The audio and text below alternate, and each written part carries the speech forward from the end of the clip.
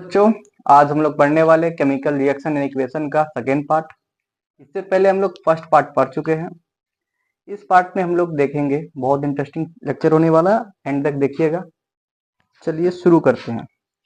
Basically chemical reaction and equation में हम लोग पहले केमिकल रिएक्शन देख चुके हैं। पहला पार्ट में केमिकल रिएक्शन का कैरेक्टरिस्टिक्स भी देख चुके हैं, और हर एक कैरेक्टरिस्टिक्स में जो रिएक्शन हो सकता है हम सब देख चुके हैं। इस लेक्चर में हम लोग को देखना क्या है, इस लेक्चर में देखना है कि वो जो केमिकल रिएक्शन था ना, जो हम लोग फर्स्ट पार्ट में पढ़े, उस केमिकल रिएक्शन को हम लोग इस बार इक्वेशन के फॉर्म में देखेंगे। किस फॉर्म में देखेंगे? इक्वेशन के फॉर्म में। यानी कि हम लोग इस चैप्टर में क्या पढ़ने वाले हैं? Chemical equation. Actually chemical equation होता क्या है, इसके बारे में बात करेंगे। तो केमिकल इक्वेशन कुछ और नहीं बल्कि केमिकल रिएक्शन का रिप्रेजेंटेशन है। क्या है? केमिकल इक्वेशन कुछ और नहीं लेकिन क्या है? केमिकल रिएक्शन का रिप्रेजेंटेशन। तो कैसे बोलेंगे? It is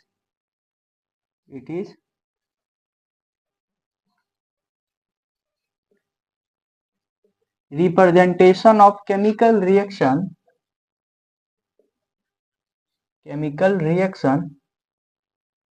with the help of with the help of symbol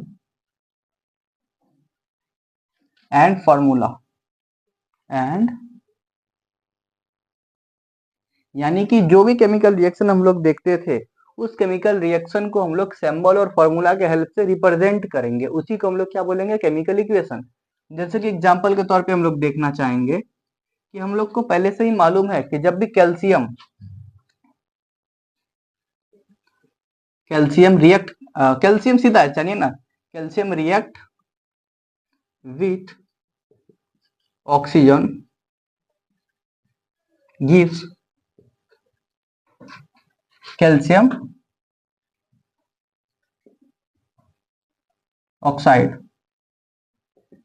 क्या बोल दिया हम लोग? कैल्शियम जब भी रिएक्ट करता है ऑक्सीजन से तो क्या मिलता है? Calcium oxide. तो ये पूरी रिएक्शन हुआ, इसको क्या बोलेंगे? This is chemical reaction. But ये बहुत ज्यादा लंबा नहीं है। अब इसी को जो शॉर्ट फॉर्म में लिखते हैं, ये जैसे कि नाम हो गया उसका, इसका सिंबल का फॉर्म में, ये क्या हो गया? ये फॉर्मूला, सॉरी, कंपाउंड है, कंपाउंड का फॉर्मूला के फॉर्म में यूज करके शॉर्ट कर देते हैं ना केमिकल रिएक्शन को, उसी को हम लोग केमिकल इक्वेशन कहते हैं। जैसे ये क्या था? कैल्शियम, कैल्शियम का सिंबल क्या होता है? सी। गुड। ये रिएक्ट किया किसके साथ? ऑक्सीजन के साथ। कैल्शियम का सी है, यहाँ पर दिख जाएगा आपको। वैसे ऑक्सीजन के साथ रिएक्ट किया तो ऑक्सीजन का सिंबल क्या सबको मालूम होगा? यस, ऑक्सीजन का होता है O. But just because this is gas, क्योंकि ये बात हरदम याद रखिएगा, जब भी हम लोग रिएक्शन कराएंगे ना, तो जो भी एलिमेंट गैसियस फॉर्म में होगा उसके पीछे कुछ ना कुछ एक नंबर लगेगा। जस्ट बिकॉज गैस जो है वो नेचर में कंबाइंड स्टेज में दिखता है, इसीलिए 2 या 3 जो भी लगा होगा। 2 का मतलब में 2 ऑक्सीजन आपस में मिलकर एग्जिस्ट कर रहा है नेचर में। 3 रहता तो 3 ऑक्सीजन आपस में मिलकर एग्जिस्ट कर रहा है नेचर में। बट कैल्शियम जो है वो सॉलिड है, इसलिए वो अकेला एग्जिस्ट करता है, फ्रीली एग्जिस्ट करता है। सो तो कैल्शियम रिएक्ट विद ऑक्सीजन। तो देखिए रिएक्शन का मतलब, जब भी रिएक्ट दिखाना चाहेंगे ना तो वहां पे प्लस दिखेगा। क्या दिखेगा? ये रिएक्ट की जगह हम लोग क्या लिख रहे हैं यहाँ पर? प्लस। ऑक्सीजन की जगह O2। तो वही बात है, ये जो लंबा सा लिखा हुआ है ना, ये रिएक्शन था, केमिकल रिएक्शन। उसको हम लोग इक्वेशन के टर्म में देखना चाह रहे हैं। तो कैल्शियम का सिंबल सी था तो सी है। रिएक्शन जब भी करेगा दो भी क्वांटिटी, तो दोनों के बीच में प्लस साइन आएगा। ये बात बेसिक है, याद रखिएगा। और क्या दिया? Gibbs calcium oxide. जब भी गिब्स वगैरह बात आएगा तो एरो देंगे। ये दोनों आपस में रिएक्ट किया और क्या मिल गया? Calcium oxide. तो कैल्शियम ऑक्साइड का क्या फॉर्मूला होता है? CaO। तो ये जो आपको दिख रहा होगा कि Ca+O2 इक्वल टू CaO, ये इसी को बोलते हैं। ये जो दिखा ना आपको, यही है हमारा केमिकल इक्वेशन। इसी को क्या बोलते हैं हम लोग? Chemical equation. Chemical equation. तो बेसिकली क्या था? ऊपर में जो दिखा था आपको, वो था केमिकल रिएक्शन। उसी को हम लोग क्या किए? इक्वेशन में कन्वर्ट किए। तो कैसे किए? विद दी हेल्प ऑफ, देखिए यहाँ पर लिखा होगा, with the help of symbol and formula. तो सिंबल और फॉर्मूला का हेल्प से इसको रिप्रेजेंट किए हैं। इसी को केमिकल इक्वेशन बोलते हैं। केमिकल इक्वेशन बेसिकली 2 टाइप का होता है। केमिकल इक्वेशन कितना टाइप का होता है? 2 टाइप का होता है। एक बैलेंस केमिकल इक्वेशन, दूसरा अनबैलेंस केमिकल इक्वेशन। दोनों का मतलब समझाते हैं क्या है।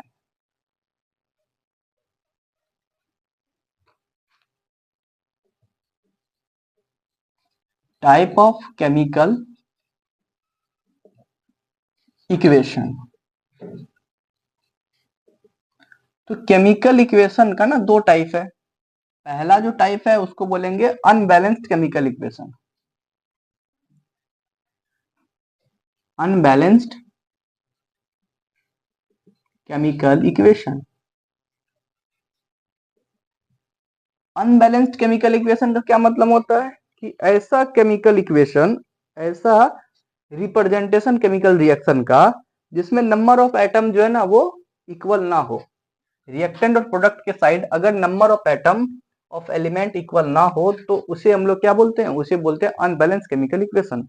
जैसे कि एग्जांपल के तौर पे हम लोग ले लेते हैं, आपको तो पता ही होगा कि हम लोग बहुत बार ये वाला एग्जांपल लिए हैं। इससे पिछले वाला लेक्चर में भी हाइड्रोजन और ऑक्सीजन को बहुत बार हम लोग एग्जांपल के तौर पे लिए थे। एक बार और, ये होता है हमारा हाइड्रोजन। मालूम होगा हाइड्रोजन को H2, जस्ट बिकॉज हाइड्रोजन भी क्या है, गैस है, तो इसलिए इसके पीछे दो लगा, यानी कि हाइड्रोजन भी कंबाइन स्टेज में एग्जिस्ट करता है। दो हाइड्रोजन आपस में मिलकर बनता है तो H2 लगा।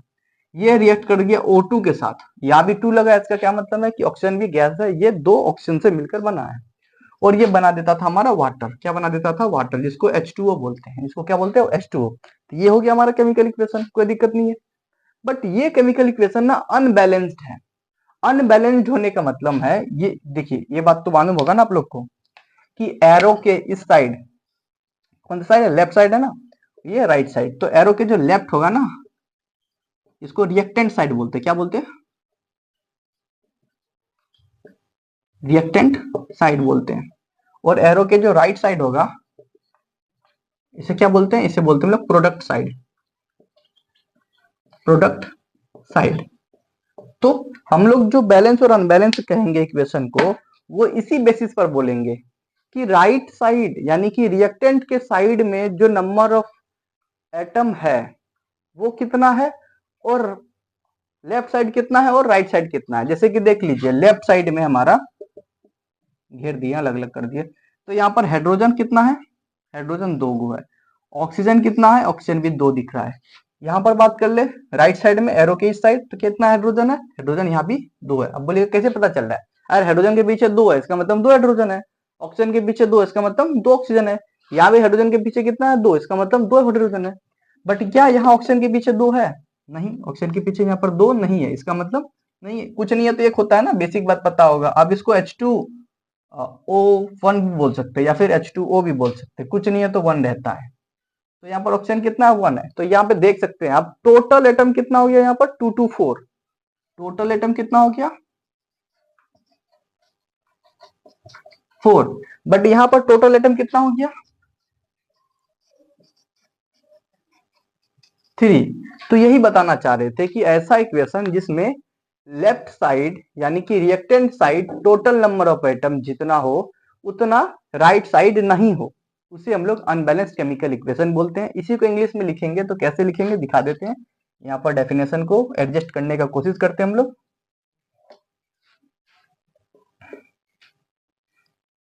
ऐसा करते हैं ना, मिटा ही देते हैं। नहीं छोड़ो। Those type of,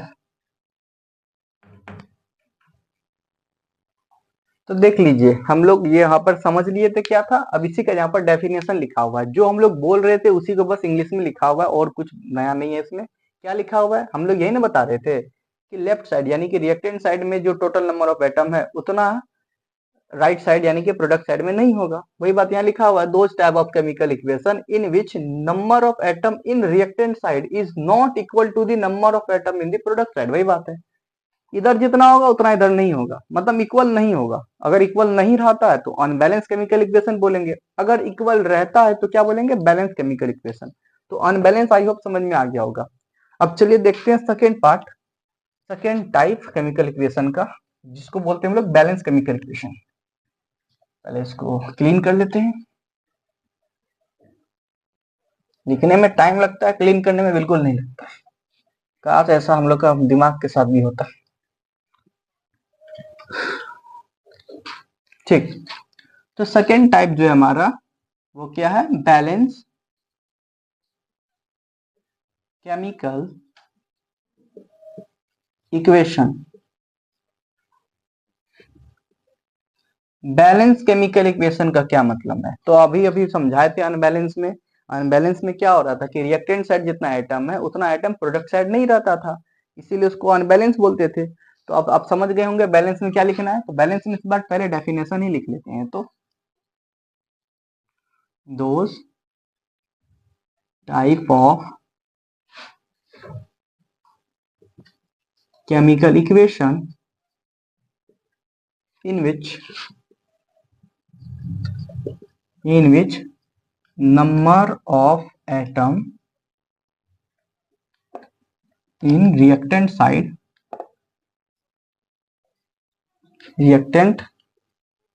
side is equal to number of atoms in product side। यानी कि अनबैलेंस में इक्वल नहीं था, बट यहाँ पर इक्वल है। देख लीजिए इक्वल है कि नहीं लिखा हुआ, वही बात है। Those type of chemical equation in which number of atom in reactant side is equal to the number of atom in product side. तो वही हम लोग बोलना चाह रहे थे। अब इसको भी एग्जाम्पल के तौर पे देख लेते हैं। हम उसी को लेते हैं, पहले नहीं दूसरा एग्जाम्पल लेते हैं ना, जो नेचुरली हमारा हो। जैसे कि देखिए अभी जो हम लोग एग्जाम्पल देखे थे H2 + O2 = H2O यानी कि वाटर, वो वाटर का था। बट अब जो लेने वाले हैं ऐसा बिल्कुल मत सोचिएगा कि ये भी वाटर है, वो वाटर था, ये पेरोक्साइड बनने वाला है। देखिएगा एग्जाम्पल में क्या लिखने वाले हैं। इस बार भी हम लोग हाइड्रोजन को रिएक्ट कराने वाले हैं ऑक्सीजन के साथ, बट इस बार हम लोग H2O नहीं लिखने वाले, H2O2 लिखने वाले। अब बोलेगा ये क्या है, अरे H2O देखिए हम यहाँ पे साइड में लिख देते हैं ना, तो बहुत को लगेगा कि क्या लिखा दिया master. H2O is water but H2O2 is peroxide, इसको बोलेंगे हाइड्रोजन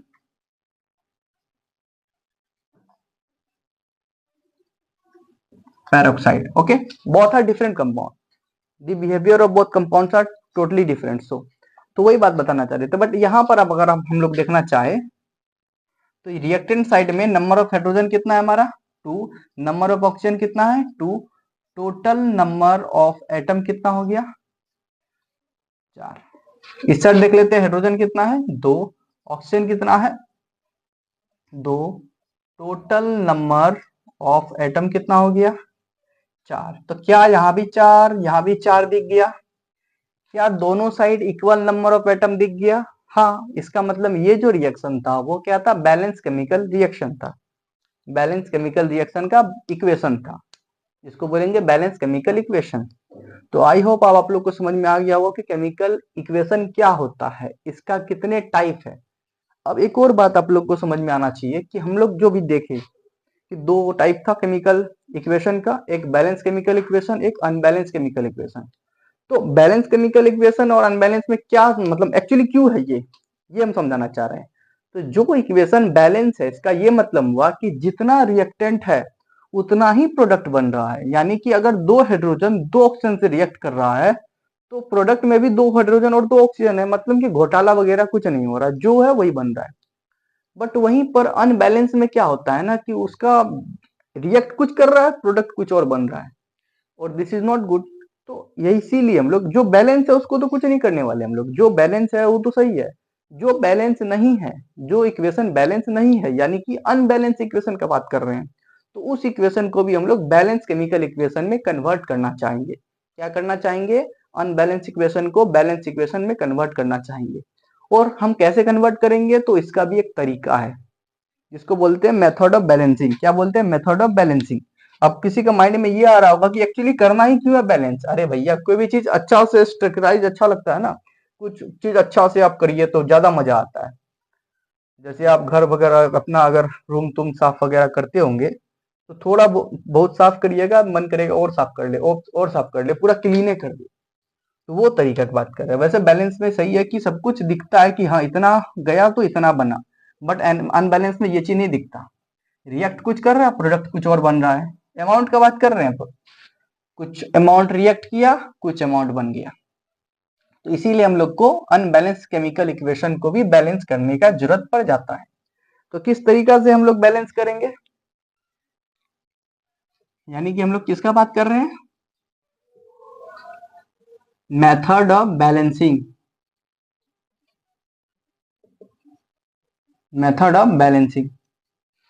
तो बैलेंसिंग का मेथड के बारे में बात करेंगे, यानी कि हम लोग का मेन मोटो होगा अनबैलेंस इक्वेशन को बैलेंस इक्वेशन में डाल देना। कैसे डालेंगे, जैसे कि हम लोग देखिए मेथड ऑफ बैलेंसिंग में जो पहला बहुत बढ़िया मेथड है, पहला क्या, यही बेस्ट मेथड है, heat and trial method, heat and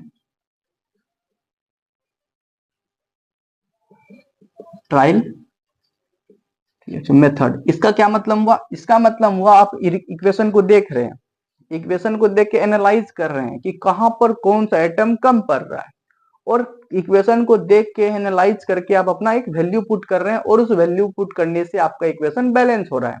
इसी मेथड को हम लोग बोलते हैं हीट एंड ट्रायल मेथड। सुन के समझ नहीं आया होगा, चलिए एग्जांपल से समझने का कोशिश करते हैं। जैसे कि हमारा फेवरेट एग्जांपल है H2 प्लस O2 का, क्योंकि ये बहुत बेसिक एग्जांपल है इसीलिए मैं लेता हूं ताकि सभी को समझने में आसानी हो। H2 plus O2 gives H2O। किसी को ये डाउट तो नहीं है ना कि ये बैलेंस है या अनबैलेंस है, सबको पता है ना ये क्या है, अनबैलेंस इक्वेशन है। अब क्योंकि ये अनबैलेंस है उसको हम लोग क्या करना चाहेंगे, बैलेंस करना चाहेंगे। तो ध्यान से देखिएगा, इस साइड हाइड्रोजन के कितना आइटम है 2, ऑक्सीजन कितना आइटम है 2, इस साइड हाइड्रोजन कितना आइटम है 2, इस साइड ऑक्सीजन कितना आइटम है 1। तो ये डाटा बना लिए, इसी को क्या बोलते हैं हम लोग, ये डाटा को, ये जो डाटा हम लोग बनाए, ये जो टेबल में पुट किए इसको बोलेंगे एनालिटिक टेबल। क्या बोलेंगे, एनालिटिक टेबल, मतलब एनालाइज करके हम इसको लिखे, दिख के हमको समझ में आ रहा हो इसका इतना इसका इतना, तो वो जो समझ के हम लिख रहे हैं ना उसी को क्या बोलते हैं, एनालिटिक टेबल। तो ये वही हमारा एनालिटिक टेबल है, ऐसा हम सीबीएसई नहीं बोलता, ऐसा मेरा मानना है, ठीक है। अब यहाँ से हम लोग को क्या पता चल रहा है, इतना तो क्लियर है ना कि हाइड्रोजन हमारा यहाँ भी दो यहाँ भी दो, यानी कि हाइड्रोजन बैलेंस है, यानी कि क्या पता चल रहा है कि हाइड्रोजन बैलेंस है। बट ऑक्सीजन का बात कर ले तो यहाँ पर 2 ऑक्सीजन है, यहाँ पर 1 है, मतलब ऑक्सीजन में कुछ घोटाला है, मतलब क्या पता चल रहा है, ऑक्सीजन में कुछ घोटाला है। तो क्या करें, अगर हम लोग मानिए ऑक्सीजन के आगे 2 लगा दे, ऑक्सीजन अगर 2 आ जाता तो कैसे आएगा, आगे में अगर मान लीजिए यहाँ पर 2 लगाते हैं तो क्या होगा, ध्यान से सुनिएगा, यहाँ आगे में 2 लगाने का मतलब इस दोनों को 2 से गुना करना, हाइड्रोजन को भी 2 से गुना करना, ऑक्सीजन को भी 2 से गुना करना। अगर ऐसा करते हैं तो क्या हो जाएगा, ऑक्सीजन मेरा 2 हो जाएगा, यहाँ भी ऑक्सीजन, यहाँ भी क्या हो जाएगा मेरा 2 हो जाएगा। अब इधर भी ऑक्सीजन 2, इधर भी ऑक्सीजन 2, ऑक्सीजन तो हमारा बैलेंस हो गया।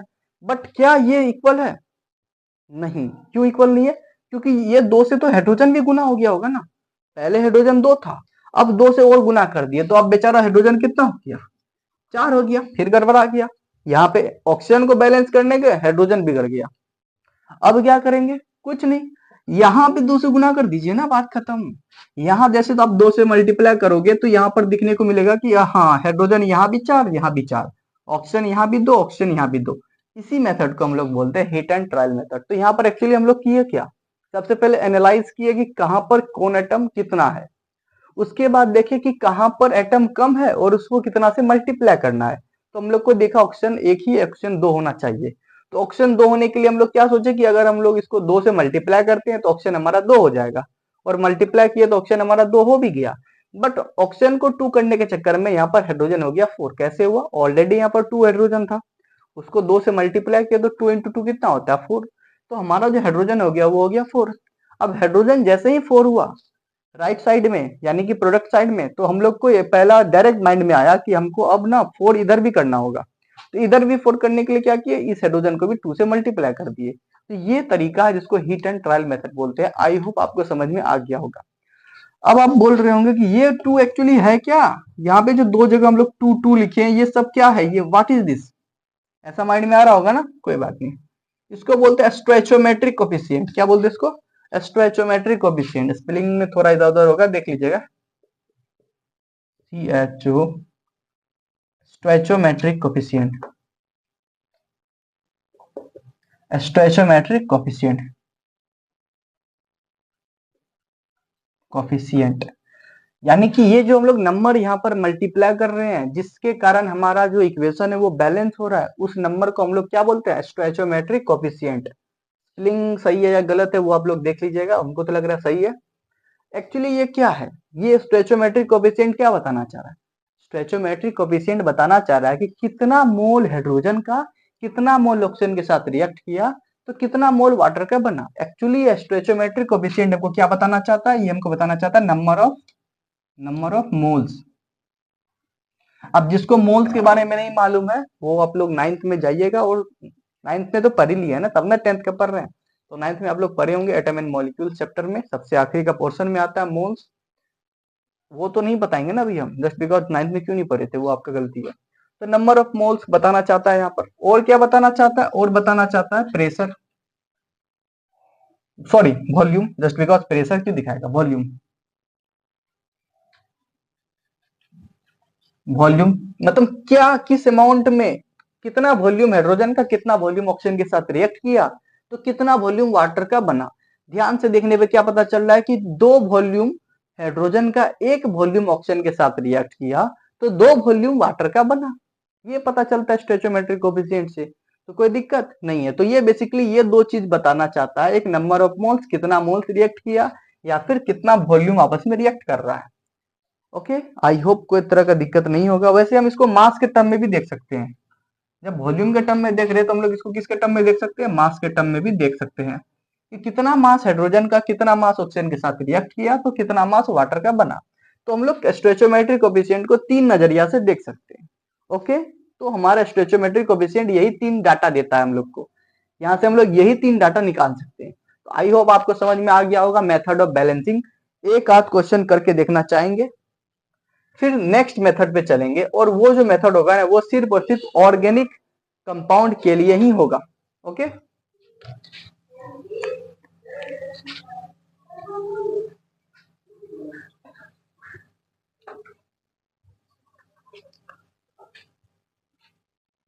और भी कुछ एग्जांपल्स लेना चाहेंगे हम लोग। एग्जांपल याद नहीं आ रहा, चलिए लेते हैं, कुछ ना कहीं तो कुछ मिल ही जाएगा। हाँ है तो C+O2, ये भी एग्जांपल है। Mg+O2, ये भी एग्जांपल है। उसके बाद और भी बहुत सारा एग्जांपल है, जैसे Na+Cl2, ये भी एग्जांपल है। वैसे हम छोटा छोटा ले रहे हैं जस्ट बिकॉज अभी आपको थोड़ा सा कॉन्फिडेंस बिल्डअप करवाना है का मन कर रहा है। तो यहाँ पर देख लीजिए, कुछ ज्यादा नहीं, कोई बात नहीं। तो क्या बन रहा था, यहाँ पर CO2 बना, यहाँ पर क्या बना, MgO बना, यहाँ पर क्या बना, NaCl बना। ध्यान से देख लीजिए, तीनों का तीनों रिएक्शन जो है, तीनों का तीनों इक्वेशन जो है हमारा अनबैलेंस इक्वेशन है। ओके, यहाँ पर बात कर ले तो यहाँ पर कार्बन का कितना मॉलिक्यूल्स है, 1, ऑक्सीजन कितना है, 2, यहाँ पर कार्बन कितना है, 1। ऐसे लिख लेते हैं, ऐसे समझ में नहीं आएगा आप लोग को। कार्बन कितना है, 1, ऑक्सीजन कितना है, 2। यहीं पर बात कर ले तो कार्बन कितना है, 1, ऑक्सीजन कितना है, 2। ये वाला ऑलरेडी बैलेंस है, ये वाला ऑलरेडी बैलेंस है। देख लीजिए, कार्बन 1, यहाँ भी 1, ऑक्सीजन 2, यहाँ भी 2, तो ये ऑलरेडी बैलेंस है। जो इक्वेशन पहले से ही बैलेंस होगा उसको कुछ नहीं करना, एज इट इज छोड़ देना है, जैसे दिया वैसे बोल देना, ऐसे लिख देंगे ऑलरेडी बैलेंस, बात खत्म। ये क्वेश्चन पे आते हैं, तो ये क्वेश्चन को ध्यान से देखिएगा। यहाँ पर मैग्नीशियम का बात कर ले Mg, तो ये 1 है। ऑक्सीजन का बात कर ले तो ये 2 है। यहाँ पर मैग्नीशियम का बात कर ले तो यहाँ भी मैग्नीशियम 1 है, बट ऑक्सीजन यहाँ पर 1 है। तो ये बैलेंस नहीं है, मतलब मैग्नीशियम तो बैलेंस दिख रहा है बट ऑक्सीजन बैलेंस नहीं दिख रहा। क्यों, क्योंकि यहाँ पर ऑक्सीजन का ये 2 मॉलिक्यूल है, यहाँ पर 1 ही मॉलिक्यूल है। तो कैसे करेंगे भैया, वही तरीका कि ऑक्सीजन को अगर किसी प्रकार 2 ला दे तो कैसे 2 लाएंगे, मल्टीप्लाई करना पड़ेगा 2 से। इस पूरा क्वांटिटी को 2 से मल्टीप्लाई करेंगे।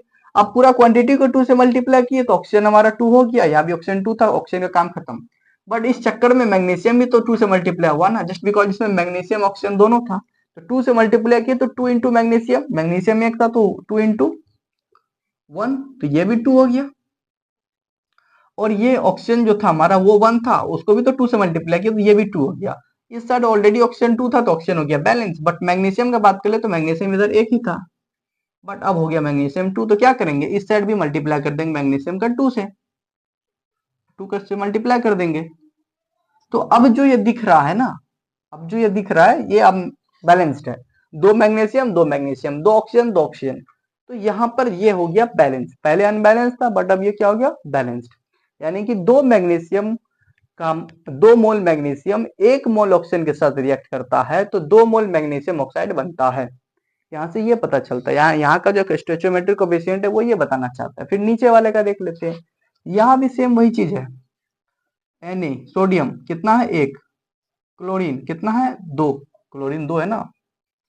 यहाँ का सोडियम का बात कर ले तो ये 1 है, क्लोरीन का बात कर ले तो वो भी 1 है, ये भी अनबैलेंस है। सोडियम तो बैलेंस दिख रहा है बट क्लोरीन देखिए यहाँ पर, यहाँ 2 है यहाँ पर 1 है, यानी कि अगर इस साइड किससे मल्टीप्लाई कर दे, आप सीख गए होंगे 2 से मल्टीप्लाई कर दे। तो आप 2 से जैसे मल्टीप्लाई करेंगे तो 2 से मल्टीप्लाई करने पे क्लोरीन तो मेरा हो जाएगा 2, क्लोरीन तो मेरा 2 हो जाएगा, और यहाँ 2 ऑलरेडी था, ये भी 2 हो गया, क्लोरीन बेचारा हो गया बैलेंस।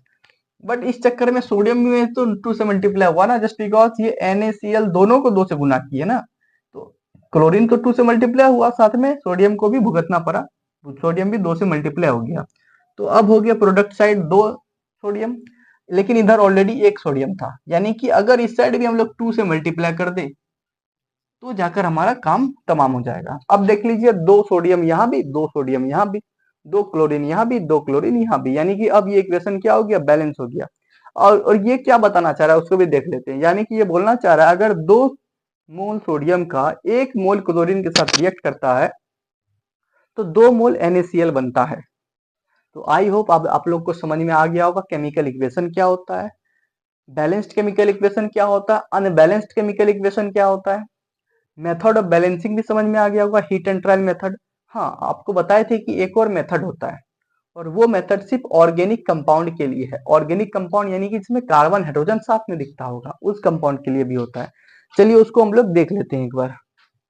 ओके, तो सेकेंड मेथड जो है हमारा बैलेंसिंग का, वो सिर्फ किसके लिए वैलिड है, वैलिड फॉर ऑर्गेनिक।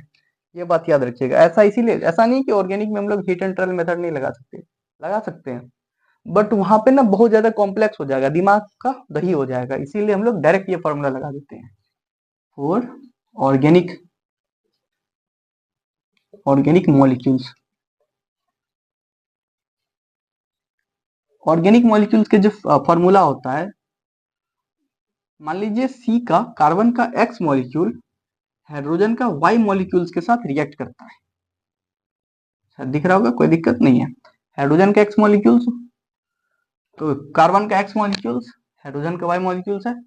कितना आपको याद होगा यार, ऑर्गेनिक कंपाउंड कितना सारा याद किया, benzoic acid, benzene C6H6, benzene की बात कर ले, C6H6, methane CH3, ethane C2H5, ये सब क्या है, यहाँ पर C2, तो यहाँ पर जो x का वैल्यू हो गया वो 2 हो गया, y का वैल्यू 5 हो गया, यहाँ पर देख लेते x का वैल्यू 1 हो गया, y का वैल्यू 3 हो गया, यहाँ पर देख ले x का वैल्यू 6 हो गया, y का वैल्यू भी 6 हो गया। तो आई होप आप समझ में आ गया होगा कि यहाँ पर x y का क्या मतलब होता है, यही होता है जो दिख गया आपको। ओके, अब कभी भी हम लोग ऑर्गेनिक कंपाउंड को बर्न करेंगे, बर्न करने का मतलब कल भी बताए थे, बर्न करने का मतलब ऑक्सीजन से रिएक्ट कराना, बर्न करने का क्या मतलब होता है, ऑक्सीजन से रिएक्ट कराना। बर्न करने का मतलब क्या होता है, ऑक्सीजन से रिएक्ट कराना, और जैसे ही ऑक्सीजन से रिएक्ट कराएंगे तो हमेशा एक बात हरदम याद रखिए, जब कभी भी ऑर्गेनिक कंपाउंड को, ऑर्गेनिक मॉलिक्यूल को हम लोग जलाते हैं, यानी कि ऑक्सीजन से रिएक्ट कराते हैं, तो हम लोग को कार्बन डाइऑक्साइड गैस मिलता है, और साथ में मिलता है वाटर, और साथ में क्या मिलता है, वाटर। अब यहाँ पर कितना कार्बन डाइऑक्साइड बनेगा, कितना वाटर बनेगा, कितना ऑक्सीजन लेंगे, वो सबको भी हम लोग आपको लिखाते हैं, डोंट वरी अबाउट दिस। यहाँ पर थोड़ा सा गैप छोड़ना था हमको, मिस्टेक कर दिए, ठीक से। और 2, तो ये देखिए, ये x ये y, तो यहाँ पे जो हम लोग लेना है ना, वो क्या लेना है, x plus y by 4, x plus y by 4 लेना है। और यहाँ पर क्या बनेगा, ध्यान से सोचिएगा, गुड, x, और यहाँ क्या बनेगा, y बाय 2। तो ये हमारा फॉर्मूला हुआ। ऐसा कर देते हैं ना हम लोग कि ये जो एक्स वाई जेड है ना, आपको कंफ्यूज कर रहा होगा, इसको हम लोग दूसरा मार्कर से लिख देते हैं ताकि आप लोग को कंफ्यूजन ना हो। ब्लू में, ब्लू जो है ना थोड़ा कंफ्यूजन क्रिएट कर रहा होगा, हमको मालूम है। दूसरा मार्कर जब हमारे पास है तो फिर हम लोग क्यों उतना झेल लेना चाह रहे हैं, वाई बाय 4, एक्स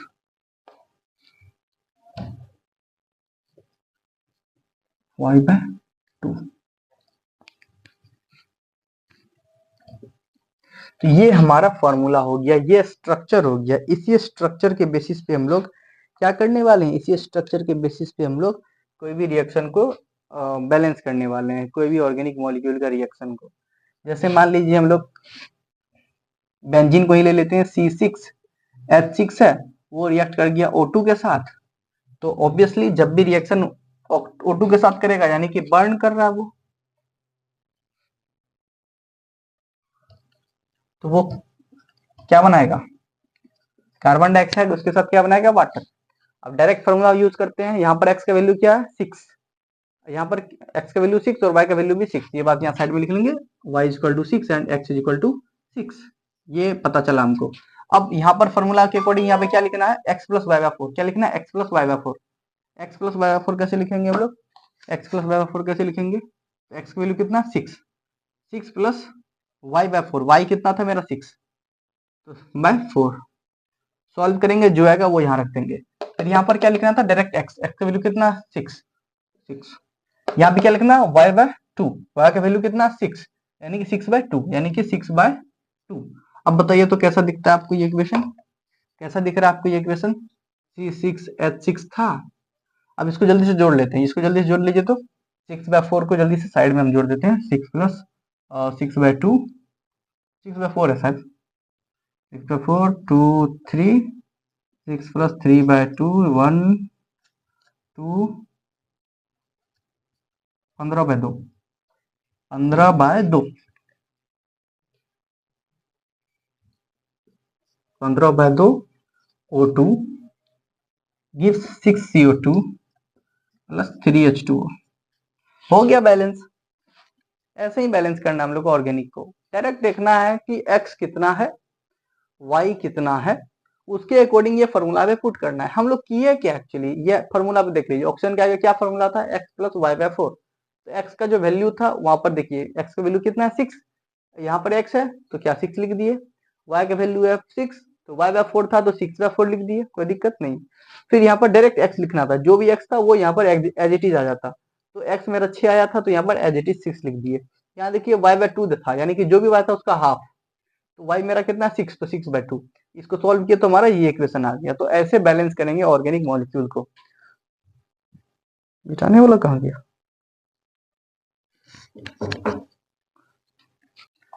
तो हम लोग देख लिए ऑर्गेनिक मॉलिक्यूल को कैसे हम लोग बैलेंस करेंगे। अब हम लोग चलते हैं कि ये जो इक्वेशन है हमारा केमिकल इक्वेशन, उसे और इंफॉर्मेटिव बनाने का तरीका। और इंफॉर्मेटिव बनाने का क्या मतलब है, एक बार देख लेते हैं कि ऐसा क्यों कर रहे हैं। हम जो बोले कि हम लोग केमिकल इक्वेशन को और इंफॉर्मेटिव बनाएंगे, यानी कि जितना इंफॉर्मेशन हमको केमिकल इक्वेशन दे रहा है वो काफी नहीं है, कितना इक्वेशन हमको क्या बताना चाह रहा है। एग्जांपल हमारा H2 रिएक्ट किया O2 के साथ तो H2O बन गया, कोई दिक्कत नहीं है, ठीक है, सही है, बात है, ये इक्वेशन भी है, अनबैलेंस है, चलिए बैलेंस भी कर देते, काय कोई बोलेगा कि नहीं किया बैलेंस, चलो बैलेंस भी कर दिए, अब बैलेंस हो गया। अब हमको एक बात बताइए, यहाँ पर ध्यान से सोच के बताइएगा, क्या पता चल रहा है आपको ये देख के, सिर्फ इतना मालूम चल रहा है ना कि हाँ हाइड्रोजन, 2 हाइड्रोजन, ठीक है, 2 मोल हाइड्रोजन 1 मोल ऑक्सीजन के साथ रिएक्ट कर रहा है, 2 मोल वाटर बन रहा है, बस इतना ही ना, और कुछ पता चल रहा है नहीं। क्या आपको क्या लग रहा है हाइड्रोजन किस फॉर्म में है, भाई हमको मालूम है मैटर सॉलिड लिक्विड गैस हो सकता है, तो ये हाइड्रोजन किस फॉर्म में होगा, सॉलिड में होगा, लिक्विड में होगा या गैस में होगा, नहीं मालूम, जस्ट बिकॉज नहीं लिखा हुआ है। ऑक्सीजन किस में होगा, नहीं मालूम, ये किस में होगा, नहीं मालूम। जब ये आपस में रिएक्शन कर रहा है तो एटमॉस्फेयर का टेम्परेचर क्या होगा, नहीं मालूम, प्रेशर क्या होगा, नहीं मालूम, ये सब मालूम ही नहीं है तो कैसे हो गया, तो बस ये तो नॉर्मल बात बता रहा है ना, हाँ रिएक्ट किया तो ये बन गया। इसको मोर इंफॉर्मेटिव बनाने के लिए कुछ कुछ स्टेप्स लिखना पड़ेगा इसके ऊपर, उसी के बारे में बात कर रहे थे। ओके, तो चलिए समझाते हैं कौन कौन सा ऐसा स्टेप है जिसको फॉलो करना बहुत जरूरी है। तो पहला जो है हमारा, ऐसे पहले हेडलाइन कुछ लिख देते ना, क्या लिख दे, इंफॉर्मेशन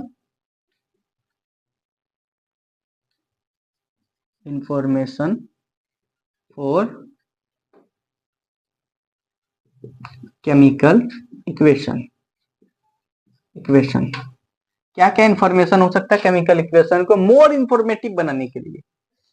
तो पहला जो मेरे को लगता है कि हम लोग को ना फिजिकल स्टेज को भी ना रिप्रेजेंट करना चाहिए। जैसे कि मान लीजिए कोई भी, जैसे कि ये दो मॉलिक्यूल आपस में रिएक्ट कर रहा था, तो ये मॉलिक्यूल का फिजिकल स्टेज कि हाँ हाइड्रोजन ऑक्सीजन से रिएक्ट कर रहा है, तो हाइड्रोजन किस स्टेज में है, सॉलिड में है, लिक्विड में है कि गैस में है, ये भी बताना है हम लोग को।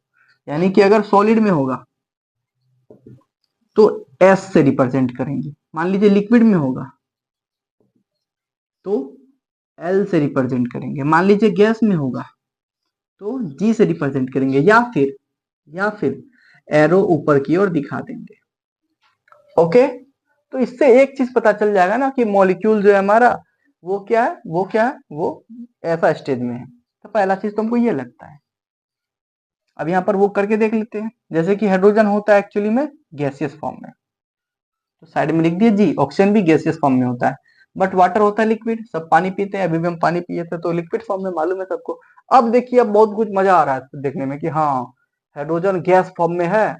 दिखने से पता चल रहा है कि H2 दो मॉलिक्यूल हाइड्रोजन का जो कि गैसियस फॉर्म में, जस्ट बिकॉज जी लिखा हुआ है इससे पता चल गया हम लोग को कि ये गैसियस फॉर्म में है। दो हाइड्रोजन गैस का दो एक ऑक्सीजन गैस के साथ रिएक्ट किया तो दो वाटर का मॉलिक्यूल बना लिक्विड फॉर्म में। बहुत इंफॉर्मेशन मिल गया। तो ये तरीका है। तो पहला तो ये हो गया कि भैया फिजिकल स्टेज को रिप्रेजेंट कीजिए ये सब तरीका से। दूसरा जो है हमारा, दूसरा है कि मान लीजिए यहाँ का टेम्परेचर के बारे में बात करना हो, अबाउट टेम्परेचर। टेम्परेचर के बारे में मानिए हम लोग को बात करना हो, तो जब हम लोग को टेम्परेचर के बारे में बात करना है तो हो सकता है ना केमिकल रिएक्शन के दौरान हमको हीट देना पड़ा हो, या हो सकता है ना हीट निकालना पड़ा हो। ये बहुत इंपॉर्टेंट बात है कि अगर मानिए हमको हीट देना पड़ रहा है तो कौन सा टेम्परेचर का सैंपल यूज करेंगे, जब हीट नहीं देना पड़ रहा है तो कौन सा यूज करेंगे। एक बात याद रखिएगा, अगर हम लोग हीट का बात कर ले तो ये दो टाइप का होगा। एक होगा इंडोथर्मिक,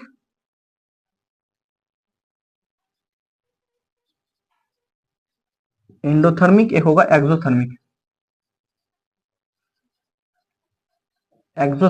इंडोथर्मिक मतलब कि हीट देना पड़ा। इंडोथर्मिक मतलब हीट देना पड़ा। और जब भी ऐसा होगा कि हमको हीट रिएक्शन में देना पड़े, यानी कि वो इंडोथर्मिक है। और अगर इंडोथर्मिक है तो सोच के बताइए क्या हो रहा है। हाँ, तो वहां पर कौन सा सिंबल यूज करेंगे, पॉजिटिव डेल्टा एच। अब ये डेल्टा एच क्या होता है, इस डेल्टा एच को बोलते हैं हम लोग चेंज इन, थोड़ा सा बढ़िया रेटिंग, चेंज इन इंथैल्पी। अब बोलेगा ये कौन सा चीज है यार, इंथैल्पी वगैरह क्या है। नहीं जानने का जरूरत है आप लोग को, बिल्कुल जानने का जरूरत नहीं है, बस नाम याद पता होना चाहिए। मान लीजिए कोई पूछ लिया ये जो डेल्टा एच लिख रहे हो तुम, इसका क्या नाम है बताओ, तो तुम बता सको कि हाँ इसको चेंज इन इंथैल्पी बोलते हैं, इसीलिए हम लिखा दिए। अदरवाइज कोई दूसरा इसका मतलब नहीं है, वैसे बता दिए। तो अगर हम लोग को हीट देना पड़े तो इंडोथर्मिक बोलेंगे उसको। अगर हीट रिलीज हो रहा है तो एक्सोथर्मिक, और अगर एक्सोथर्मिक है तो वहां पर नेगेटिव डेल्टा एच का यूज करने वाले हैं। सिंपल, हीट देना पड़े तो पॉजिटिव डेल्टा एच यूज करो, हीट निकल रहा है तो नेगेटिव डेल्टा एच यूज करो।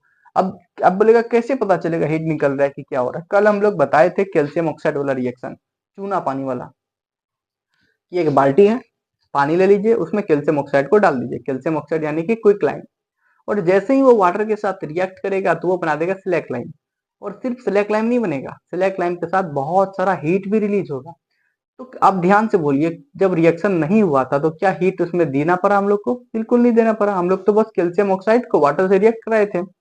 बट एट द एंड क्या हुआ ना, बहुत सारा हीट निकल रहा है। तो यानी कि यहाँ पर ना तो हम लोग हीट दिए, बट यहाँ पर क्या हुआ, हीट रिलीज हुआ। क्या हुआ, हीट रिलीज हुआ। और हीट रिलीज हुआ तो उसको क्या बोलते हैं, एक्सोथर्मिक। यहाँ पर हम लिख देते हैं साइड में हीट रिलीज या हीट इवॉल्व। अगर हीट इवॉल्व हो, निकल रहा हो तो एक्सोथर्मिक। अगर हीट देना पड़े यानी कि हीट रिक्वायर्ड,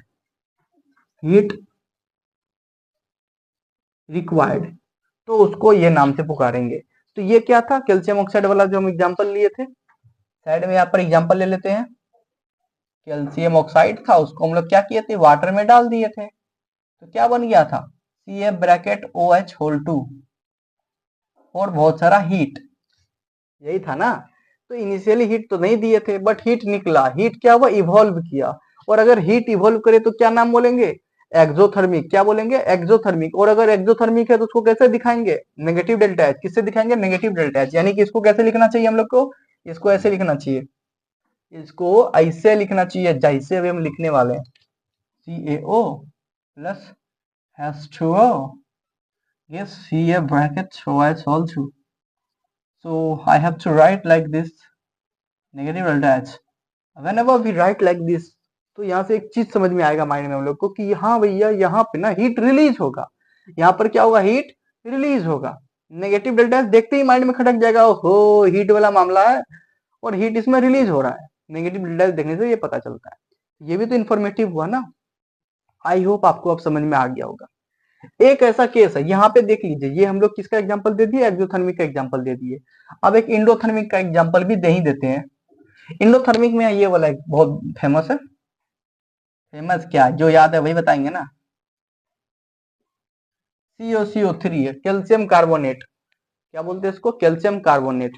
ओके, इसको लाइमस्टोन भी बोलते हैं, CaCO3।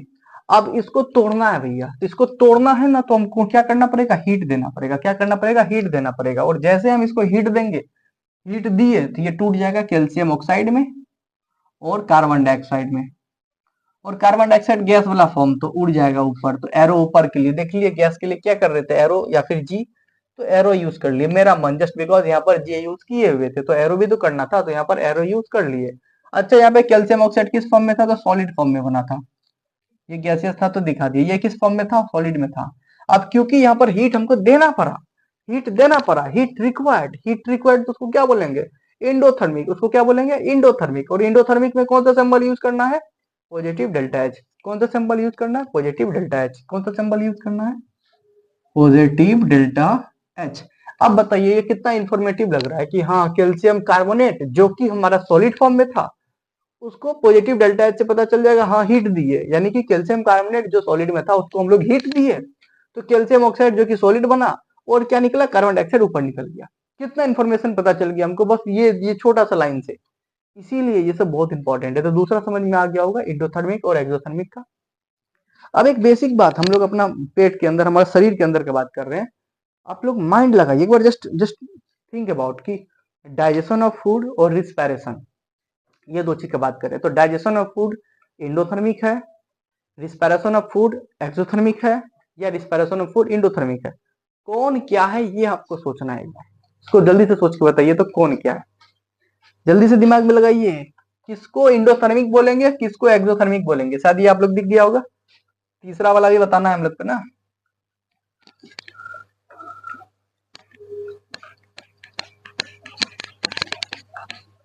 जल्दी सोचिए, नहीं सोच पाया है कहाँ से सोचिएगा, बुद्धि भी तो होना चाहिए। ठीक है, तो किसका बात कर रहे थे, डाइजेशन,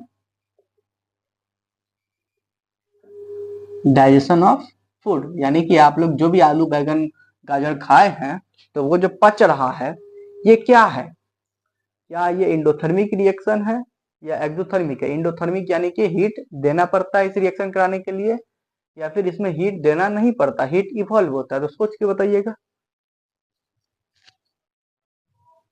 एक और इम्पोर्टेंट बात है कि हम लोग सिर्फ हीट के बेसिस पर बात नहीं करते।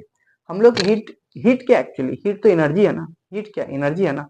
तो एनर्जी के बेसिस पे भी बात कर सकते हैं कि हाँ अगर एनर्जी देना पड़ रहा है तो उसको हम लोग क्या बोलेंगे, इंडोथर्मिक। अगर एनर्जी निकल रहा है इसका मतलब उसको क्या बोलेंगे, एक्सोथर्मिक। ऐसे भी बात कर सकते हैं।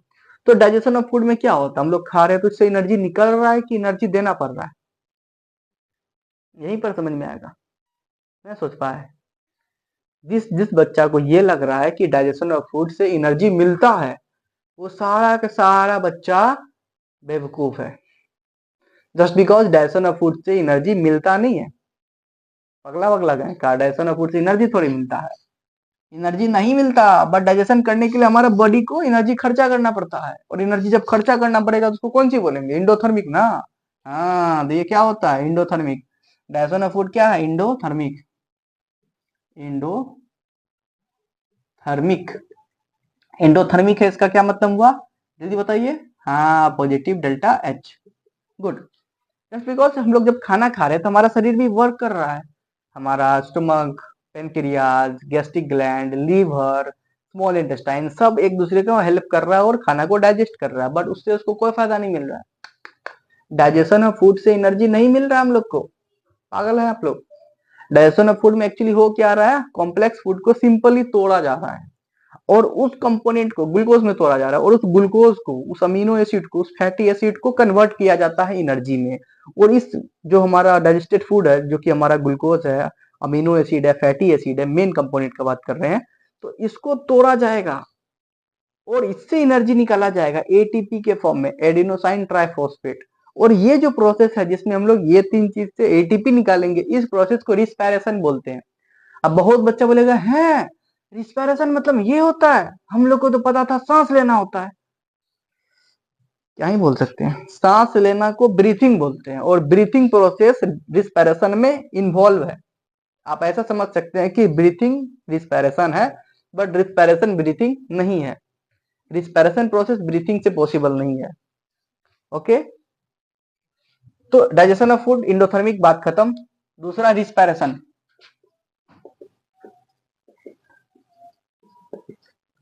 रिस्पायरेशन प्रोसेस में क्या बताए, ये जो कंपोनेंट था डाइजेशन ऑफ फूड में, क्या हुआ, बड़का बड़का फूड एप्पल खाए, उसको डाइजेस्ट करके क्या बना दिया, अमीनो एसिड, फैटी एसिड, और क्या बना दिया था, ग्लूकोज।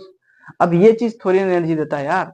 अब इससे एनर्जी निचोड़ के निकालेगा, इससे एनर्जी निचोड़ के निकालेगा, कौन निकालेगा, हमारा सेल। ये सारा प्रोसेस कहाँ पे होगा, सेल में होगा। रिस्पायरेशन कहाँ पे होता है, सेल में होता है। तो इस रिस्पायरेशन के दौरान क्या होगा, एनर्जी रिलीज होगा। एनर्जी क्या होगा, रिलीज। एनर्जी जब रिलीज होता था, एनर्जी इवॉल्व होता था, तो क्या बोलते थे, अब बोलेगा तभी आप हीट बोल रहे थे, अभी एनर्जी एनर्जी चिल्ला रहे हैं। हीट और एनर्जी सेम चीज होता है, तो वहां हीट बोले या एनर्जी बोले तो क्या दिक्कत है। रमेश मुकेश अगर सेम है तो रमेश बोले या मुकेश बोले, बात वहीं पे जाता है ना। ठीक है, तो रिस्पायरेशन मतलब हीट रिलीज हो रहा है, यहाँ पर निकाल रहे हैं, तो हीट रिलीज होगा तो क्या बोलेंगे, एक्सोथर्मिक। और एक्सोथर्मिक के लिए क्या यूज करते हैं, नेगेटिव डेल्टा एच। चलो ये बेसिक था, ये आता है एमसीक्यू में, इसीलिए बता दिए, नहीं तो इतना टाइम इसमें बर्बाद नहीं करते हम लोग। तो हम लोग क्या देख लिए, केमिकल इक्वेशन, और क्या देख लिए, और देख लिए उसका टाइप, और क्या देख लिए, और देख लिए बैलेंसिंग करना, और क्या देख लिए, और देख लिए उसको इन्फॉर्मेटिव बनाना।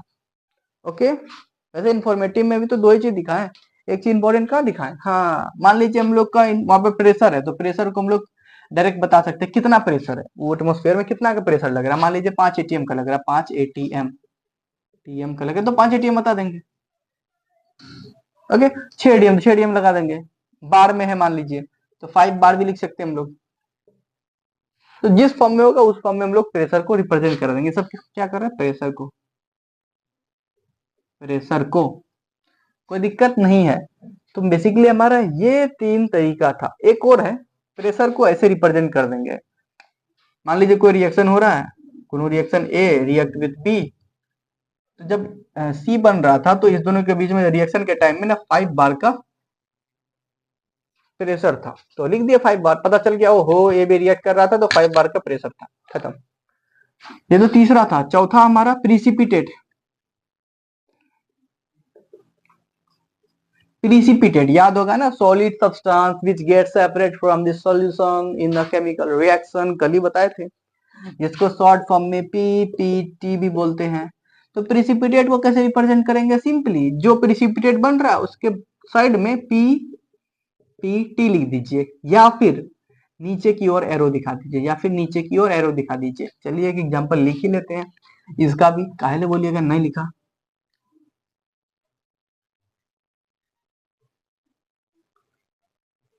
हाँ ये था ना,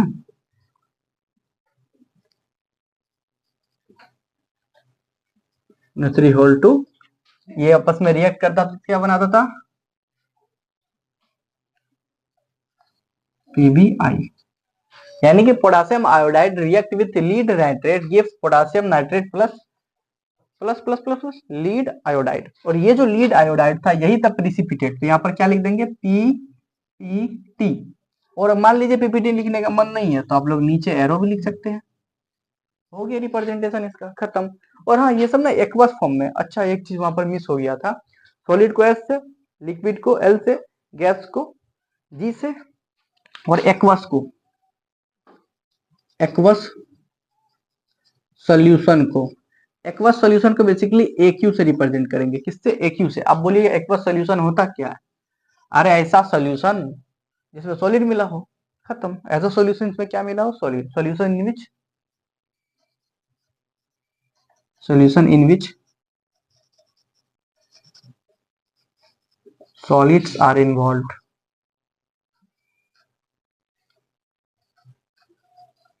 इन्वॉल्व, बात खत्म। उसी को एक्वस सॉल्यूशन बोलेंगे। ओके, एक्वस को AQ, तो ये भी क्या हमारा एक्वस फॉर्म में AQ लिख देंगे। ये भी क्या फॉर्म में? एक्वस फॉर्म में है। ये भी क्या फॉर्म में? एक्वस फॉर्म में है। ये भी क्या फॉर्म में? एक्वस फॉर्म में है। आई होप आप समझ में आ गया होगा। अरे हाँ, एक्वस एक्वस है, रिएक्ट किया और बन गया। तो ये हमारा 1 2 3 4 5 गो आइडेंटिफिकेशन था, जिससे हम लोग और इन्फॉर्मेटिव बना रहे थे अपना केमिकल इक्वेशन को। तो चलिए अब हम लोग देखने वाले हैं। हम लोग केमिकल रिएक्शन भी देख लिए, केमिकल इक्वेशन भी देख लिए, केमिकल रिएक्शन का कैरेक्टरिस्टिक देख लिए थे, केमिकल इक्वेशन का हम लोग टाइप भी देख लिए, बैलेंसिंग का तरीका भी देख लिए। अब हम लोग क्या करेंगे पता है? नहीं पता? बताना पड़ेगा। अब हम लोग टाइप देखेंगे कि केमिकल रिएक्शन का कितना टाइप ऑफ क्या देखेंगे हम लोग? टाइप क्या देखेंगे? क्या देखेंगे? जल्दी बोली, जल्दी। Type of chemical reaction. Chemical reaction का टाइप देखेंगे, कितना टाइप का केमिकल रिएक्शन होता है। बेसिकली हम लोग 5 या 6 टाइप देखने वाले हैं। सारा आज कवर कर पाना पॉसिबल नहीं है, तो जितना पॉसिबल है उतना करते हैं, देखते हैं कहां तक चल जाए। तो पहला जो टाइप है केमिकल रिएक्शन का, वो है combination. Combination reaction. Combination reaction, तो जब जब कॉम्बिनेशन रिएक्शन का बात आए, आप लोग को एक चीज याद रखना है, कॉम्बिनेशन कपल। क्या याद रखना है? कॉम्बिनेशन से कपल। कॉम्बिनेशन से क्या याद रखना है? कपल। कपल्स। कपल्स देखे होंगे ना, कपल्स वगैरह। कपल्स नहीं जानते हैं तो समझाते हैं। मानिए ए है, ए लड़का है, बी जो कि लड़की है, दोनों का बियाह हो गया, आई मीन शादी हो गया, मैरिज हो गया। तो अब ये बन गया ए बी। पहले ये दोनों कपल्स नहीं था, जस्ट बिकॉज शादी नहीं हुआ, तो शादी होती ही अभी क्या बन गया? कपल्स। कपल्स यानी कि जोड़ा। कपल्स क्या बोलते हैं हिंदी में? जोड़ा। तो कॉम्बिनेशन रिएक्शन में क्या होता है? कपल्स बनता है। कॉम्बिनेशन रिएक्शन में क्या होता है? कपल्स। लड़का लड़की बियाह हुआ, बन गया ये भी, कपल्स बन गया। तो इसी को कॉम्बिनेशन रिएक्शन बोलते हैं, दो जुड़ के एक बनेगा। आई होप आप समझ में आ गया होगा इसी को डेफिनेशन। एक और अच्छी बात यहाँ पर क्या हम लोग को समझ में आ रहा है कि कॉम्बिनेशन रिएक्शन में रिएक्टेंट कितना होगा, ये सब ना पहचानने का तरीका है। रिएक्टेंट हरदम दो या फिर मोर होगा, यानी कि दो या दो से अधिक होगा रिएक्टेंट। बट प्रोडक्ट जो है हमेशा एक होगा। ये बहुत बेसिक बात है, बहुत इंपॉर्टेंट भी है, तो इसको याद रखिएगा। कॉम्बिनेशन रिएक्शन में पहली बात तो कपल्स बनेगा, पता चल गया कैसे बनता है। और रिएक्टेंट हरदम दो या दो से अधिक होगा, बट प्रोडक्ट एक ही बनेगा। अब इसी को डिफाइन कर देते हैं हम लोग। कैसे डिफाइन करेंगे सोचिए जरा। It is a type of it is a type of chemical reaction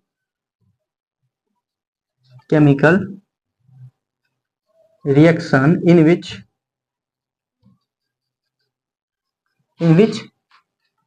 two or more reactant react and gives single product। यानी कि ऐसा रिएक्शन जिसमें कि दो या दो से अधिक रिएक्टेंट रिएक्ट करे हो और एक सिंगल प्रोडक्ट दे। तो ये कंक्लूजन, ये पता चला आपको। एक और इंफॉर्मेटिव बात इसके लिए क्या होना चाहिए ना, कि जितना भी हमारा कॉम्बिनेशन रिएक्शन है, सारा का सारा क्या है, यहाँ पे लिख देते हैं ऑल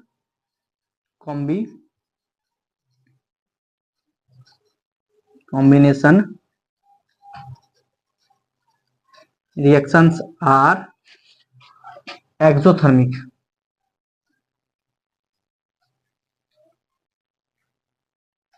एक्सोथर्मिक।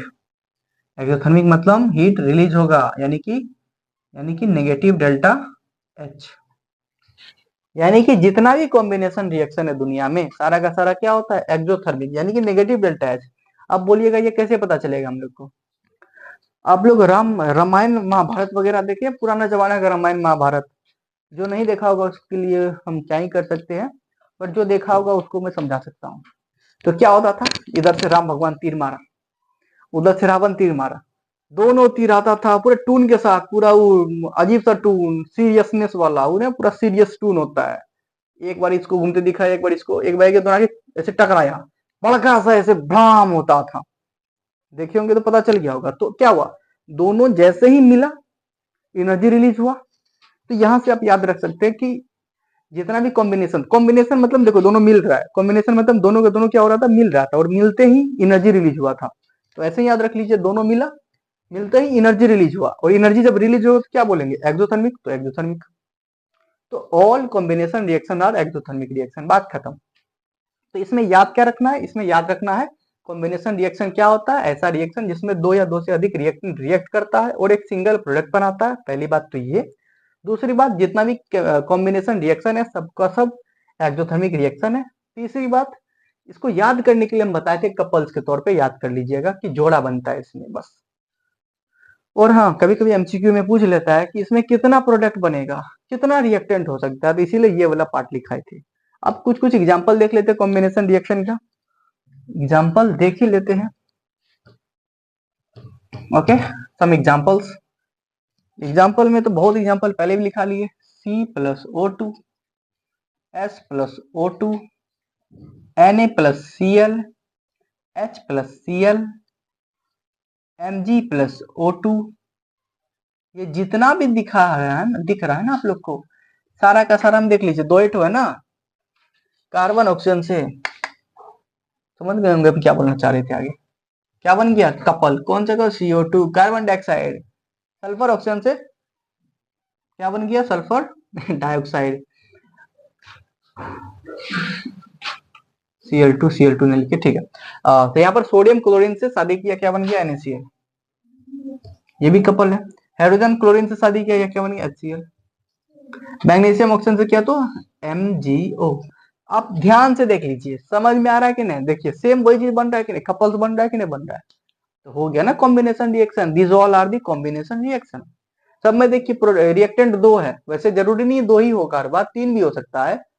मेन फोकस होना चाहिए आपका प्रोडक्ट पे कि प्रोडक्ट हरदम एक ही बनेगा, और जहां पर प्रोडक्ट एक ही बनता दिखे, आंख मूंद कर बोल दीजिए भैया वो कॉम्बिनेशन रिएक्शन है। तो आई होप सब कुछ समझ में आ गया होगा कॉम्बिनेशन रिएक्शन का। नेक्स्ट चलते हैं, तो दिस इज द टाइप, जो बहुत इजी था। अब हम लोग दूसरा टाइप के बारे में बात करेंगे। दूसरा टाइप किसका, केमिकल रिएक्शन का। तो केमिकल रिएक्शन का जो दूसरा टाइप है ना, उसको क्या बोलते हैं हम लोग, दूसरा टाइप क्या बोलते हैं, डिकम्पोजिशन।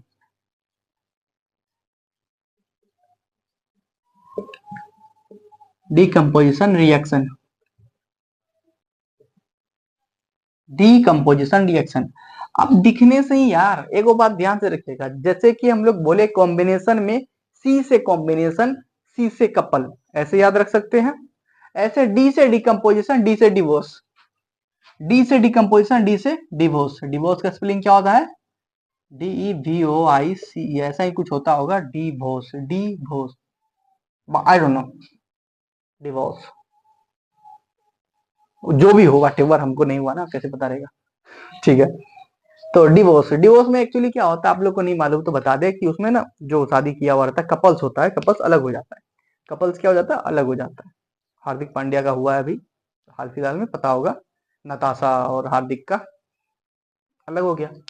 तो ये जो प्रोसेस होता है सॉरी, नहीं हंसना चाहिए, प्रोसेस नहीं है, ये जो हादसा होता है ना जिसमें कपल्स अलग अलग हो जाता है, इसी को डिवोर्स बोलते हैं। तो डिकम्पोजिशन में भी वही हो रहा है, डिवोर्स हो रहा है बस। कॉम्बिनेशन में क्या हो रहा था, शादी, क्या बन रहा था, कपल। इसमें क्या हो रहा है, डिवोर्स, डिवोर्स मतलब अलग हो जाएगा। सॉरी, चलिए देख लेते हैं। जैसे मान लीजिए हमारा क्या, ए बी, ये कपल है, ये बेचारा क्या हो जाएगा, ए अलग हो जाएगा और बी अलग हो जाएगा। पहले देखिए कपल था, डिवोर्स हो गया, दोनों अलग अलग हो गया। तो डिकम्पोजिशन यही है भैया, डिवोर्स हो गया इसमें बस। एग्जाम्पल ले ले, पहले एग्जाम्पल ही ले लेते हैं। CaCO3 calcium carbonate. अब कैल्शियम कार्बोनेट बेचारा, कैल्शियम और कार्बोनेट, अच्छा से सब कुछ जिंदगी सही चल रहा था, क्या हुआ पता नहीं, बट कैल्शियम ऑक्साइड अलग हो गया और CO2 अलग हो गया, बस बेचारा में डिवोर्स हो गया। और एग्जाम्पल है, और एग्जाम्पल, कितना एग्जाम्पल कौन सी करिएगा। अब पहले टाइप भी तो देखना है, डिकम्पोजिशन 3 टाइप का होता है, डिफिनेशन लिखा देते हैं, उसके बाद तीनों टाइप के बारे में बात कर लेते हैं।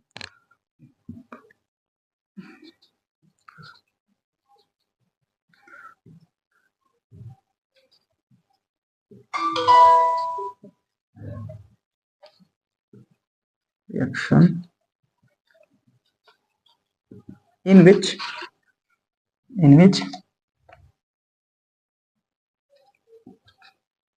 single reactant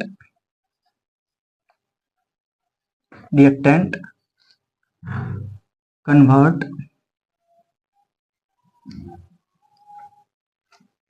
into 2 or more product। इसमें क्या हो रहा है, एक सिंगल रिएक्टेंट है, वो 2 या 2 से अधिक प्रोडक्ट में कन्वर्ट हो रहा है। ओके, इसी को डिकम्पोजिशन बोलते हैं। इसका ना 3 टाइप होता है। एक और चीज, जैसे कि हम लोग कॉम्बिनेशन में देख पा रहे थे कि रिएक्टेंट कितना था, 2 या 2 से अधिक, प्रोडक्ट कितना था, 1। वैसे यहाँ भी हम लोग देख पा रहे हैं, एक चीज नोटिस आप लोग भी कर पा रहे होंगे, रिएक्टेंट और प्रोडक्ट का कितना प्रोडक्ट बन रहा है, 2 या फिर 2 से अधिक, 2 और मोर, बट रिएक्टेंट हरदम 1 होगा, ये इंपॉर्टेंट है। वहां पर प्रोडक्ट सिर्फ 1 होता था, यहाँ पर रिएक्टेंट सिर्फ 1 होगा, ये कंक्लूजन है, याद रखिएगा। अब इसका भी टाइप होता है, इसका भी क्या होता है, type of decomposition reaction. Decomposition reaction का टाइप। तो बेसिकली डिकम्पोजिशन रिएक्शन का 3 टाइप है। डिकम्पोजिशन रिएक्शन कितना टाइप है, 3 टाइप। मिटा देते हैं, ऐसे दिख गया होगा सबको यार, सब कुछ तो दिख ही गया होगा, स्क्रीनशॉट ले ही लिए होंगे, नोट तो बना ही रहे होंगे, दिक्कत ही क्या है। 3 टाइप है, तीनों टाइप के बारे में बात कर लेते हैं। ओके, ये है हमारा ऐसा डिकम्पोजिशन रिएक्शन जिसमें हमारा हीट का यूज होता होगा। क्या यूज होता होगा, हीट। तो ऐसा डिकम्पोजिशन जिसमें हीट यूज हो उसको क्या बोलेंगे, थर्मो डिकम्पोजिशन रिएक्शन या thermal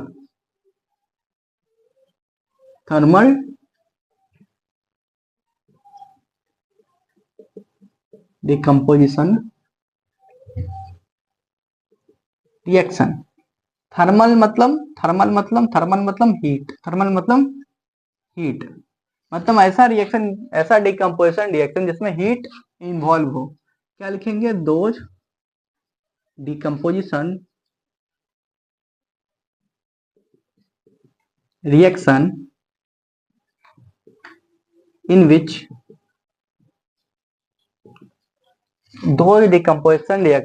which heat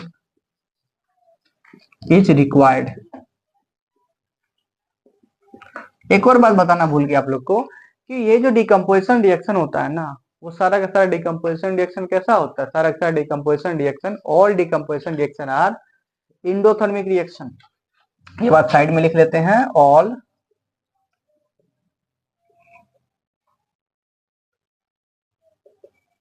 decomposition reaction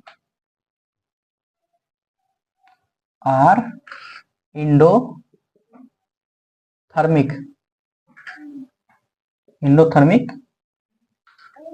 reaction. Endothermic reaction होने का मतलब पॉजिटिव डेल्टा H, मतलब हीट इसमें हमको देना पड़ेगा तोड़ने के लिए, हीट इसमें क्या करना पड़ेगा, देना पड़ेगा। ओके,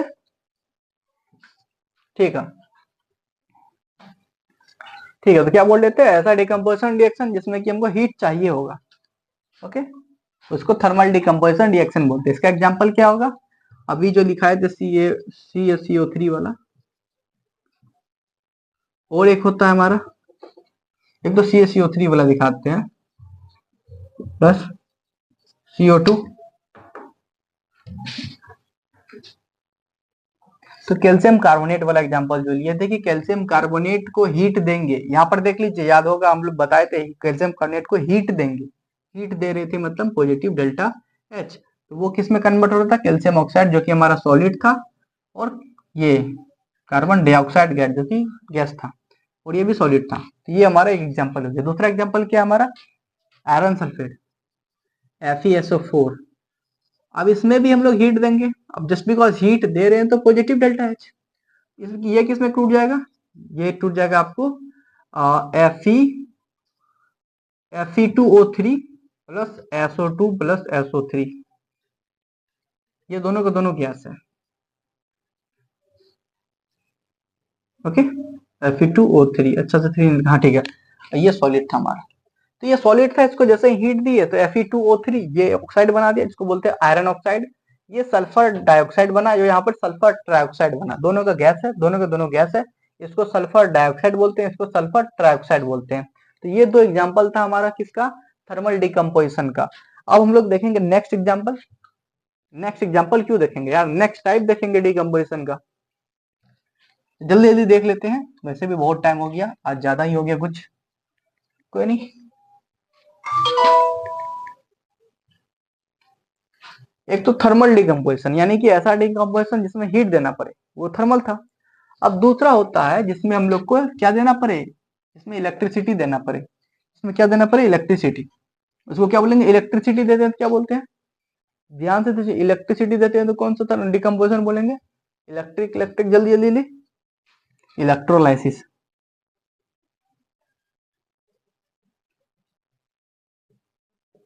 इलेक्ट्रोलाइसिस, हाँ याद आ गया होगा इलेक्ट्रोलाइसिस के बारे में। इलेक्ट्रोलाइसिस एक प्रोसेस है, इसी का तो नाम है यार, ये भी तो डिकम्पोजिशन है, बस इलेक्ट्रो डिकम्पोजिशन रिएक्शन बोलेंगे इसको, क्या बोलेंगे, इलेक्ट्रो डिकम्पोजिशन रिएक्शन, इलेक्ट्रोलाइसिस उसी को बोलते हैं। तो इसमें क्या हो रहा है, those decomposition reaction in which those decomposition reaction in which electricity are used, electricity are used। एक और बात यार, इलेक्ट्रिक भी तो एनर्जी है ना, इलेक्ट्रिसिटी भी एनर्जी है, हीट भी एनर्जी था, लाइट भी एनर्जी है, साउंड भी एनर्जी है। तो जिस जिस रिएक्शन में एनर्जी का यूज होगा, यानी कि एनर्जी देना पड़ रहा होगा, सबका सब क्या होगा हमारा, एंडोथर्मिक, गुड। जिसमें एनर्जी रिलीज हो रहा होगा एक्सोथर्मिक, ठीक है। तो ये जिसमें इलेक्ट्रिसिटी यूज हो रहा है, तो इलेक्ट्रोलाइसिस यानी कि इलेक्ट्रो डिकम्पोजिशन रिएक्शन। इसका भी एग्जांपल ले लेते हैं, तो हमारा जो NaCl है, हमारा जो H2O है, क्या है ये सब, क्या है, सब इलेक्ट्रोलाइसिस का है। तो एग्जांपल है NaCl को इलेक्ट्रोलाइज करते हैं तो Na अलग हो जाता है और Cl2 अलग हो जाता है, H2O को इलेक्ट्रोलाइज करते हैं तो H2 अलग हो जाता है, O2 अलग हो जाता है, Na सॉलिड फॉर्म में रह जाता है, ये गैसियस फॉर्म में हो जाता है, ये गैसियस फॉर्म में और ये भी गैसियस फॉर्म में। यहाँ पर ये किस फॉर्म में था, NaCl सॉलिड लिए थे, वैसे एक्वस हो गया था, वाटर में डिप करके दिया था ना, तो एक्वस ले लेते एक क्यूब, और ये लिक्विड फॉर्म में था। तो क्या हुआ था यहाँ पर, इलेक्ट्रिसिटी। तो इलेक्ट्रिसिटी को कैसे रिप्रेजेंट करते हैं इलेक्ट्रोलाइसिस में, हम तो वैसे ऐसे वाला सिस्टम यूज करते हैं, ऐसे बिजली दिखाते हैं, ऐसे बिजली, बिजली ऐसा नहीं है, दिस इज बिजली वाला सिंबल, सो याद होगा आपको, तरका वगैरह। सो दिस इज इलेक्ट्रिसिटी, वैसे आपको इलेक्ट्रिसिटी भी लिख सकते थे, बट इट्स योर। तो ऐसा हो रहा है। अब तीसरा देख लेते हैं हम लोग, तीसरा भी टाइप है डिकम्पोजिशन का, जिसको हम लोग बोलते हैं फोटो डिकम्पोजिशन रिएक्शन। क्या बोलते हैं, फोटो डिकम्पोजिशन रिएक्शन। सी एक और बात, ये जो तीन बताए ना, ये तीनों डिकम्पोजिशन का टाइप था, ऐसा मत सोचिएगा कि 1 2 3 4 5 पूर गया, ना ना ना, ये तो दूसरे टाइप था, दूसरा में 3 था। ऐसे आसान हो जाता तो आप लोग 10th में थोड़ी ना आते। तीसरा क्या था, फोटो डिकम्पोजिशन, डिकम्पोजिशन रिएक्शन। अब फोटो वर्ड जहां भी दिखेगा ना आपको याद आ जाना चाहिए light, just because light is made up of photons. Light किससे बना हुआ है? फोटॉन्स। ठीक है, इसीलिए लाइट के लिए फोटो यूज करते हैं। फोटो वर्ड जहां दिखे लाइट, थर्मो वर्ड जहां दिखे हीट। ओके, चलिए तो क्या बोलेंगे? दोष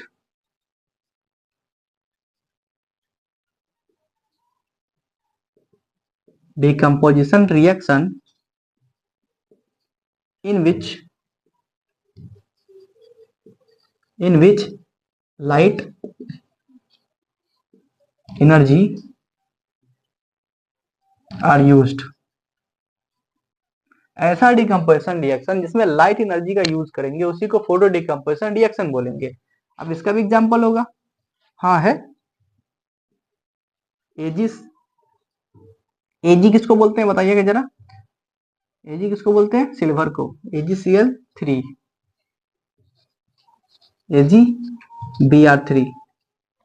तो AgCl3 जो था हमारा सिल्वर क्लोराइड बोलते हैं, तो ये भी इलेक्ट्रोलाइज होकर Ag अलग और Cl2 अलग, यहाँ भी Ag अलग, और सॉरी इतना बड़ा क्यों दे दिए, Ag अलग और Br2 अलग। जस्ट बिकॉज यहाँ फोटॉन्स था तो यहाँ पर UV लिखेंगे, UV लाइट। ओके, या फिर UV रे भी लिख सकते हैं बस। तो ये दो एग्जांपल था हमारा। आई होप आप लोग को समझ में आ रहा होगा। एक सेकेंड, ठीक से ये जी करनी है। तो टुडे के लिए, आज के लिए इतना ही। नेक्स्ट वीडियो में हम लोग इसका नेक्स्ट 3 पार्ट लाएंगे, और रेंसिडिटी और रस्टिंग प्रिवेंटेशन सब देख लेंगे, और वो शायद आखिरी लेक्चर भी होने वाला है। तो थैंक्स फॉर वॉचिंग।